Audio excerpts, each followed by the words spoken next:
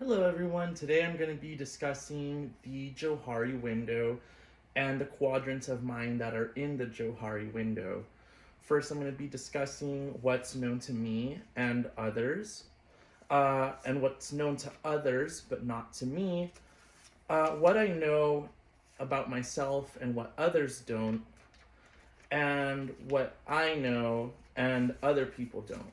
So, to start off, what's known to me and others is usually that I'm an outgoing person. I'm pretty much always happy anywhere I go. I can be a little bit chaotic.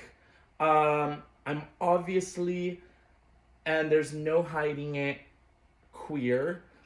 I'm a very motivated person, and I'm also a film lover, and I have a fiery attitude about anything I go into, really. Second, what's known to others and not me is some people will see me as someone that is competitive. I've heard that a lot. Cocky, even, I get that. Confident, I'm argumentative as well, and I am a little bit self conscious. One of the examples that we can see from the first one to like what's known to me and others is you can clearly tell that I'm someone that's like not ashamed at all to be queer. And an example of competitiveness is I like to do my best in everything I do, so there is no excuse for me to do worse. Some things that I know about myself that other people don't know in this quadrant is that I'm also introspective. I am a book lover. I'm empathetic as well. I'm Catholic. Most people don't know that. They think that me being queer means I'm also non religious. I am someone that is devoted to my faith. But I'm also very assertive. I'm a Gemini, so there's that example of that. I will stand my ground. Some things that that people don't typically know, and that sometimes I'm unaware of, is that I do get quickly stressed in certain situations. I am occasionally introverted. I am reflective.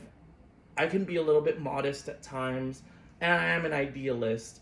And an example that I would give with occasionally introverted is that despite me being an extrovert, generally like 90% of the time, um, this weekend I was actually supposed to go to a rave with my friends that they wanted to go to, and I like to go because I support my friend who's a DJ, but I just chose not to go because I outweighed it, and I was like, I don't want to be surrounded by a bunch of sweaty people I don't know.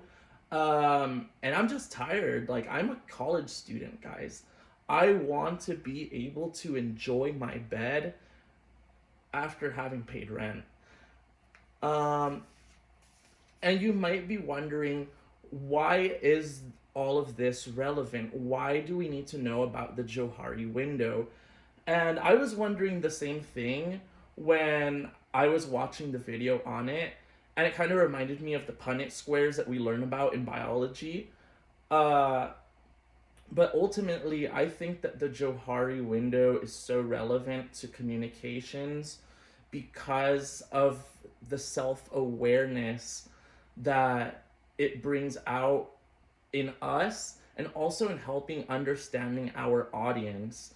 Because when we have to perceive someone, we see what we see, but we also don't know what's behind another quadrant.